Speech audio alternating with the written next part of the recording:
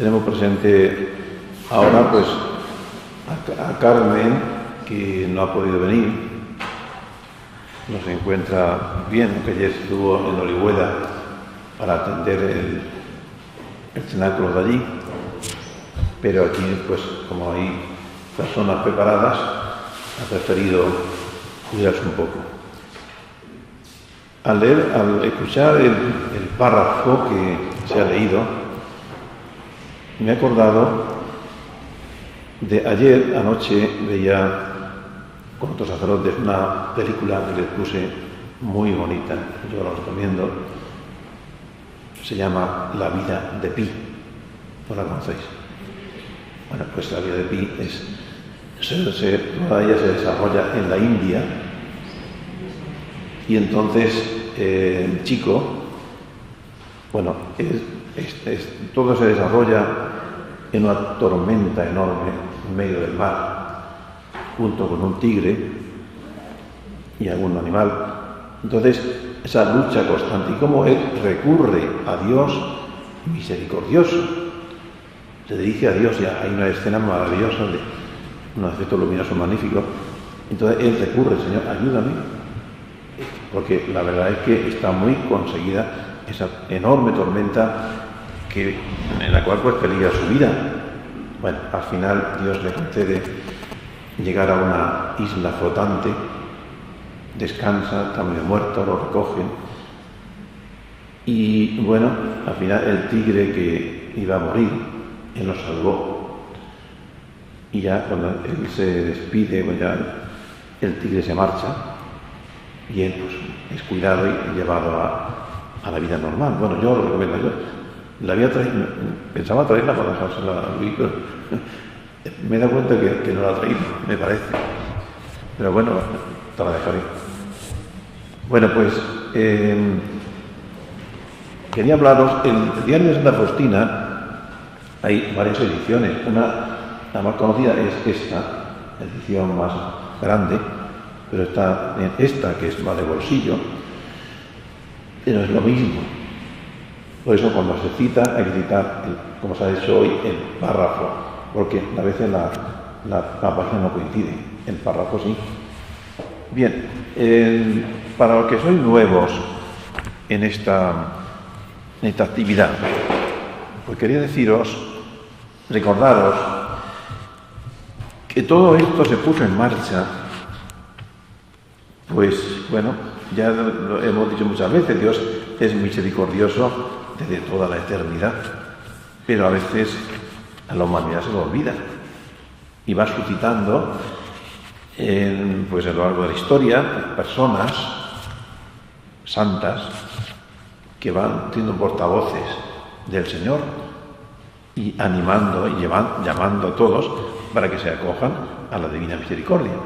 Pero como digo, eso a veces se olvida y nos quedamos con un Dios demasiado lejano, con un Dios demasiado justiciero, con un Dios que mete miedo y no con un Padre. Por eso Jesucristo, y en la película esta sale muy bien reflejado. ¿Por qué Jesucristo? ¿Por qué Jesucristo? Le pregunta uno. Porque Dios quiso hacerse ver a través de la persona de su Hijo. Bueno, entonces Dios se va haciendo ver a través de personas, de almas santas, que con su vida, con su testimonio y con sus enseñanzas y su palabra, pues nos van orientando. Bueno, y una de ellas es Santa Faustina. Santa Faustina, sabéis muy bien que era una religiosa polaca, que encontró a Dios ya siendo un poco mayorcica y quiso entregarse totalmente a Él. Entonces entró en la vida religiosa, pero era un alma llamada a ser de verdad, pues lo que Dios le dijo, lo que Cristo le dijo: tú eres mi secretaria y apunta todo lo que te voy a decir y comunícalo al mundo. Santa Faustina es el portavoz de Jesucristo en el siglo XX, a partir del siglo XX, y el Señor pues le va se va revelando y le va diciendo todo lo que tiene que enseñar a los demás sobre la misericordia divina. Bien, pues, en el diario de Santa Faustina se va recogiendo todo lo que el Señor le va diciendo.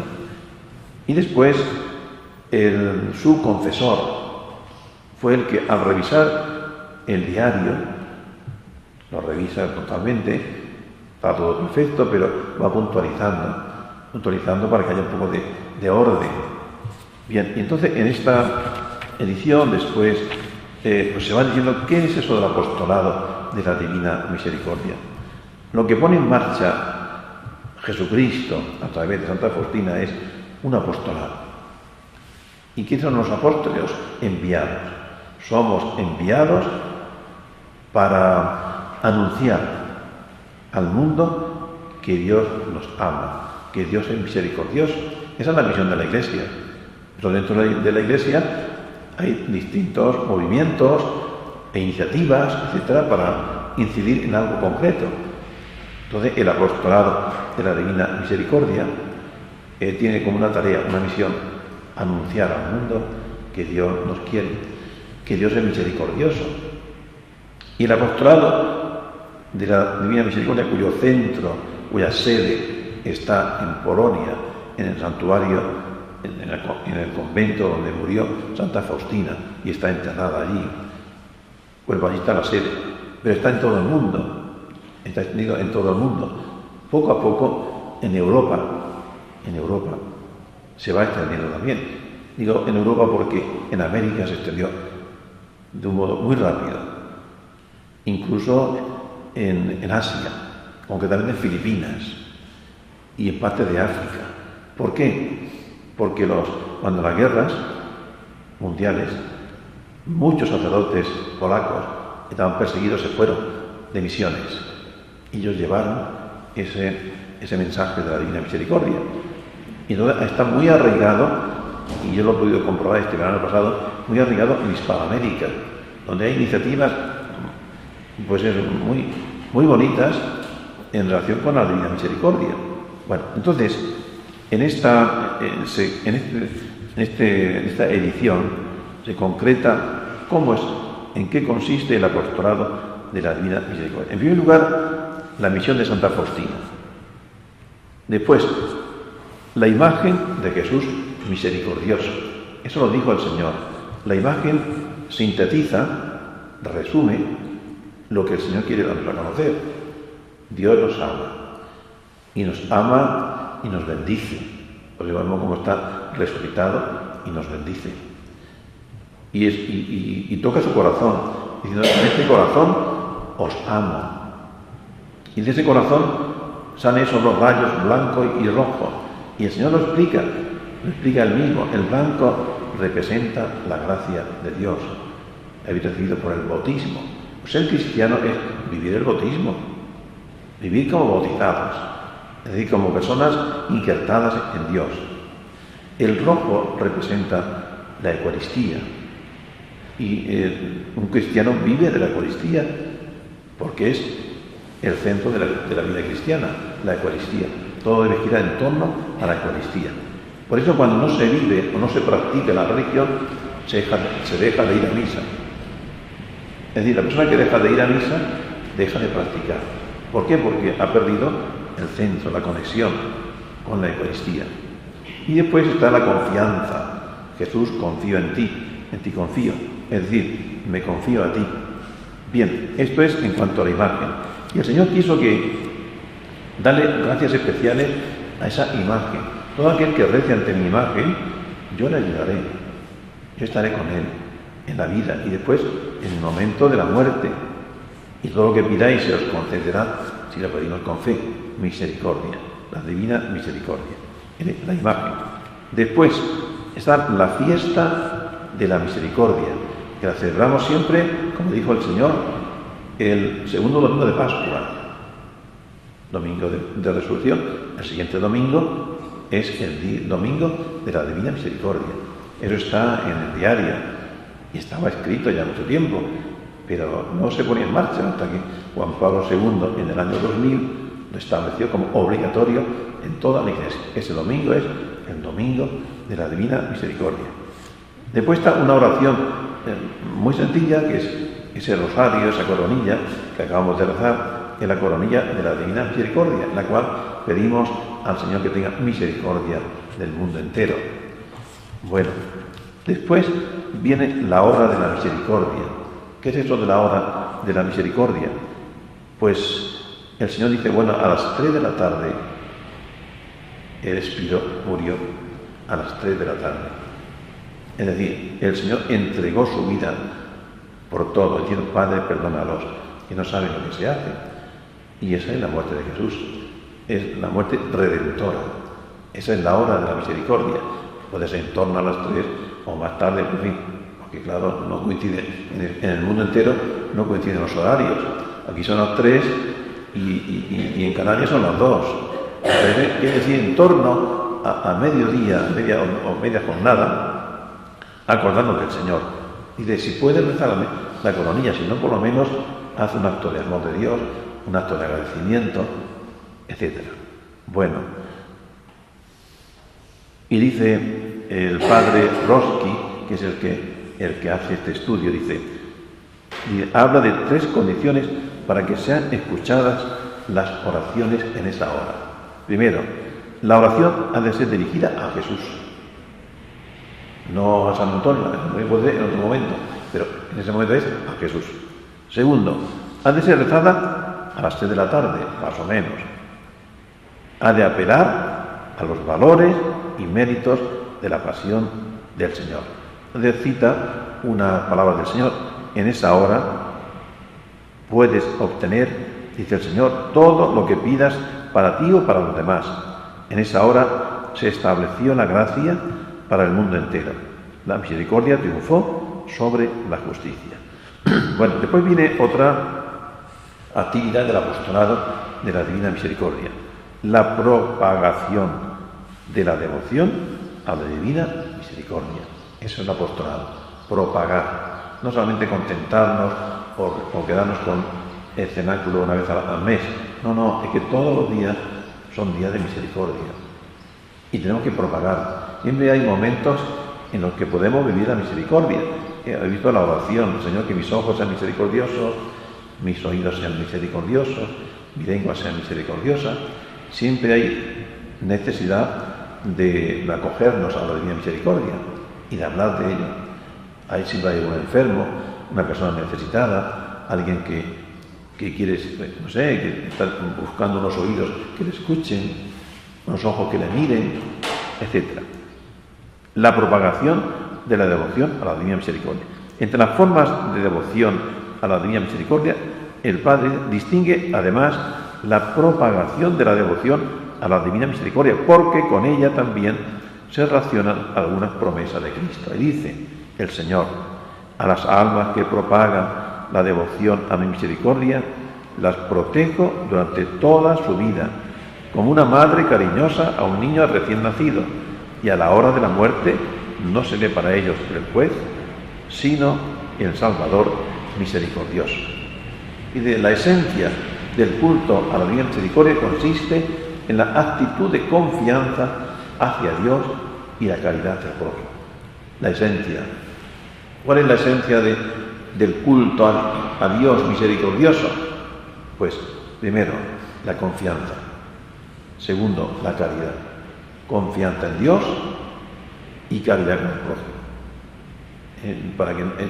Y esto lo recalco para que no confundamos nunca o no pensemos que esto es una devoción, bueno, popular y ya está. No, es una llamada de Dios, un encargo que Dios nos hace a todos y que no se queda solamente en la imagen del cuadro o en tener el cuadro en mi casa o en la iglesia o tener a Santa Faustina delante.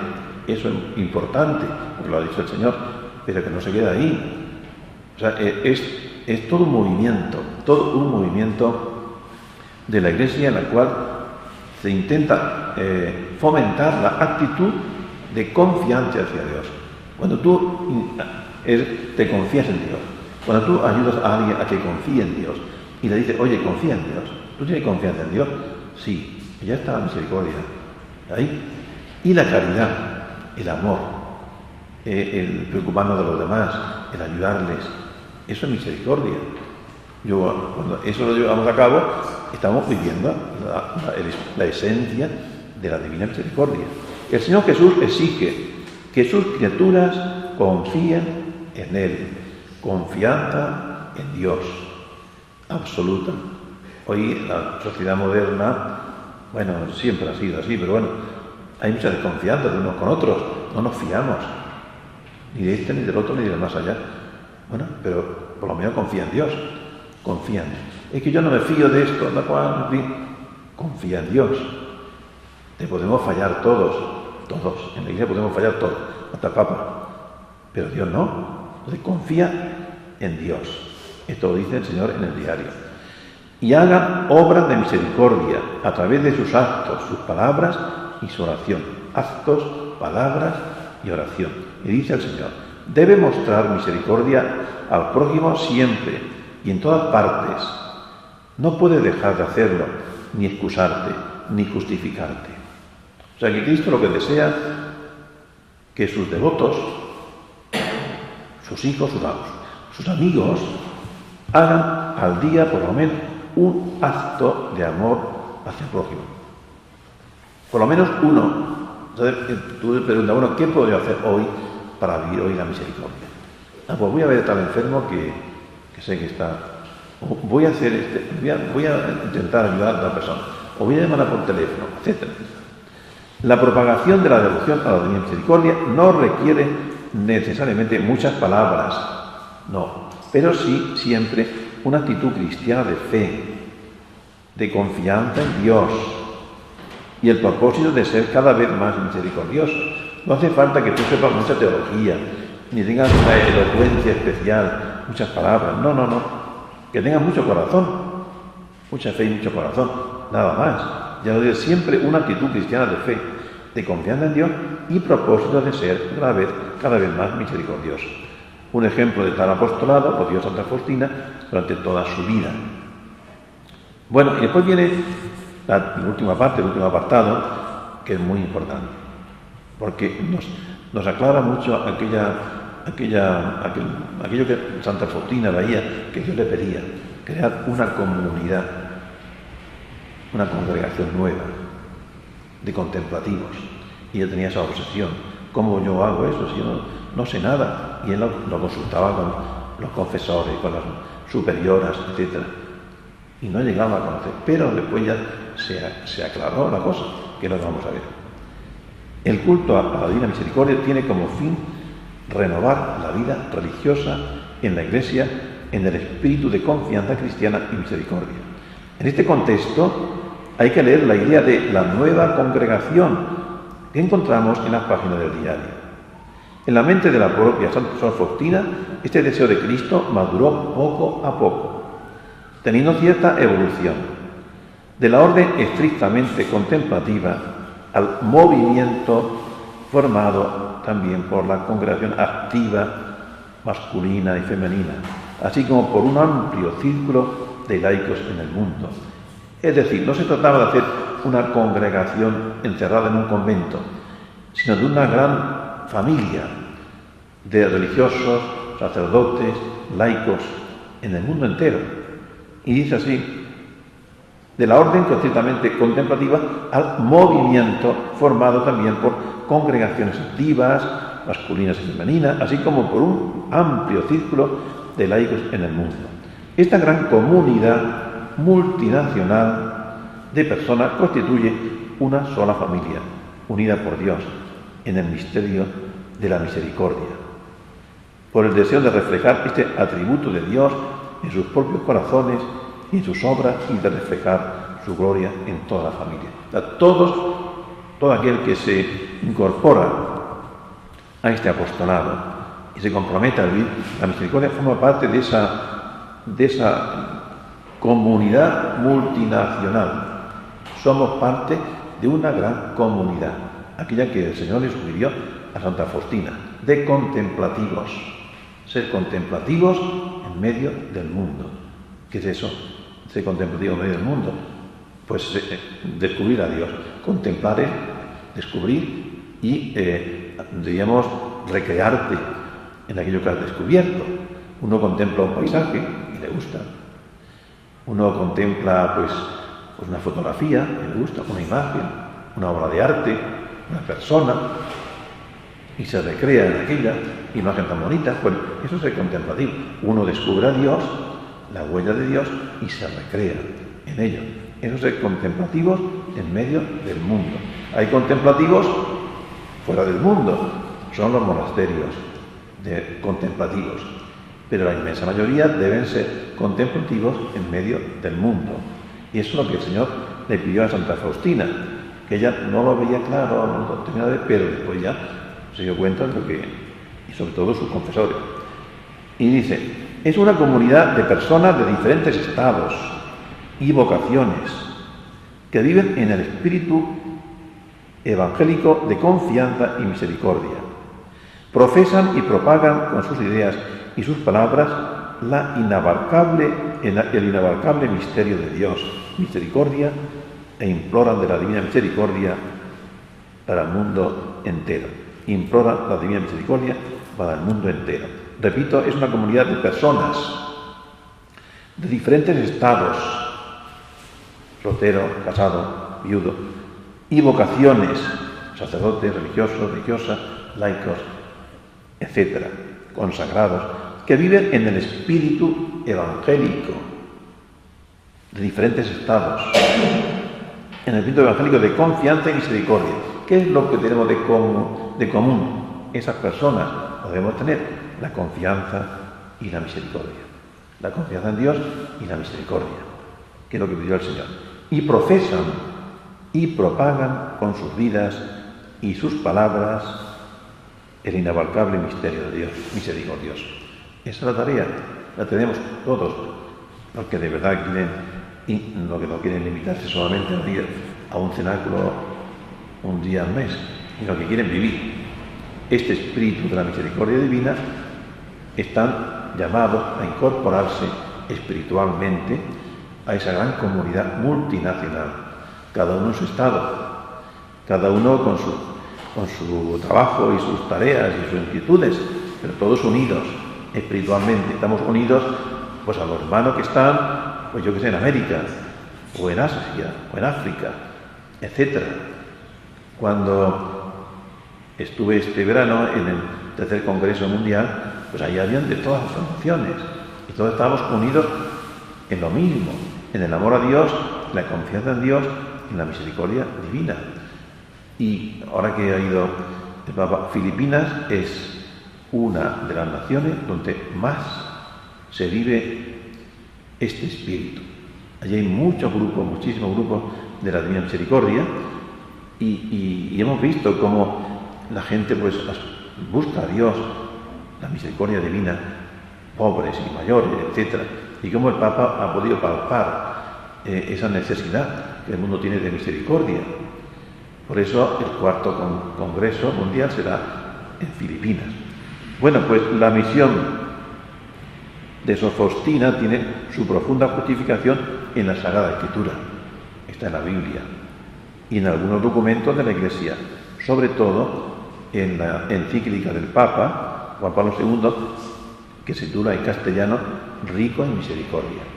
Esta fue una de las principales encíclicas del Papa, Rico en Misericordia, donde el Papa Juan Pablo II, que había vivido muy de cerca todo el espíritu de la Divina Misericordia, lo quiso plasmar en un documento importante y largo, Rico en Misericordia. Bueno, pues esto es la idea. Y vamos a terminar con el curioso. ¿En qué consiste entonces esa confianza? Pues la confianza consiste en ponernos en manos de la voluntad divina. Es decir, de verdad, hágase tu voluntad, en la tierra como en el cielo. En el diario, en el punto apartado 374, hay esto. 2 páginas en blanco. No sé si se lo habéis visto. 2 páginas prácticamente en blanco. ¿Por qué? La Sor Faustina acababa de hacer ejercicios espirituales y había descubierto que lo importante es hacer la voluntad de Dios. Entonces, en su diario deja la primera página, dice, en el medio de la página, desde hoy no existe en mí mi propia voluntad. Siguiente página, desde hoy cumplo la voluntad de Dios en todas partes, siempre y en todo. Esta es la total identificación con la voluntad de Dios. Esto es vivir el Padre Nuestro. Hágase tu voluntad. La Virgen María, hágase en mí según tu palabra. Desde hoy no existe en mí mi propia voluntad. Esto no es fácil de decir. Es fácil de decir sí, pero de vivir no. Desde hoy cumplo la voluntad de Dios en todas partes, siempre y en todo. Bueno, pues cada día nos debemos preguntar cuál es la voluntad de Dios. Señor, ¿qué quiere de mí? Como Samuel, Señor, habla, que tu siervo escucha. ¿Qué tengo que hacer? Desde hoy no tengas miedo del juicio de Dios, ya que no serás juzgado. No serás juzgado. Pues bien, nos quedamos con esta idea. Hacer la voluntad de Dios, cumplir la voluntad de Dios y decir, Señor, hágase en mí según tu palabra. Bien, pues esta es la enseñanza de hoy. No me la doy más porque el tiempo está regular. Bueno, pues recordaros que el miércoles próximo, no, el siguiente, segundo miércoles de febrero, tenemos seminario de la Divina Misericordia que iniciamos pues hace 2 semanas, que es una profundización en el espíritu, es lo que acabamos de explicar, una profundización y un paso hacia la conversión, al encuentro con Dios. No es estudiar más para saber más, sino es intentar vivir mejor el espíritu que hemos recibido. Pues tendremos dentro de el segundo miércoles y después ya el último, el mes que viene, no aquí, sino en Murcia, en mi parroquia, el segundo miércoles. Y el cenáculo próximo, del mes de febrero, viene la fundadora. Ya sabéis que los cenáculos fueron fundados por una alma de Dios. Una alma de Dios que encontró a Dios. Ella era una empresaria importante hasta que descubrió a Dios. Cuando descubrió a Dios, dejó toda la empresa, dejó todo su dinero a la iglesia y se entregó totalmente a la voluntad de Dios. Y Dios le pidió que fundara estos cenáculos. Lo fue madurando, lo puso en manos del señor obispo de allí, de Miami, vive en Miami, hasta que ya cuajó la cosa y empezó y fue extendiéndose por toda América y por todas partes.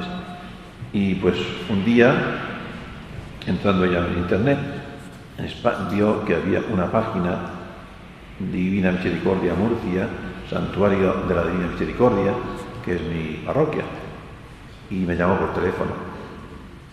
Ella quería fundar en España y no sabía cómo. Y me dijo si me parecía bien que fundara en mi parroquia un cenáculo. Pues no sé lo que es un cenáculo, pero bueno, explícame. Explicó un poco y dice, muy bien, si usted quiere, vamos para allá. Y yo, claro, sí, vengan para acá. Y vinieron. Y entonces fundaron el primero allí, primero de España, allí en mi parroquia, y después poquito a poco, pues se fue, no se ha extendido demasiado, pero poco a poco se va extendiendo. Y ella cada año más o menos viene a dar una vuelta, a dar una vuelta para ayudarnos, animarnos, etc. Bueno, entonces, al final de mes viene, que coincide, no tengo aquí el calendario, tengo un calendario por aquí, febrero. Bueno, tendremos, ya viene el 20, entonces resulta lo siguiente, que como ella quiere estar aquí, quiere vernos, pues ella viene el 20, 21 y 22 de febrero. En lugar de ser el último sábado, va a ser el penúltimo sábado, día 21. Acordarse, día 21, apuntarlo, penúltimo sábado. ella estará aquí, dirigirá ella el cenáculo y nos hablará. Día 21, tercer sábado de mes.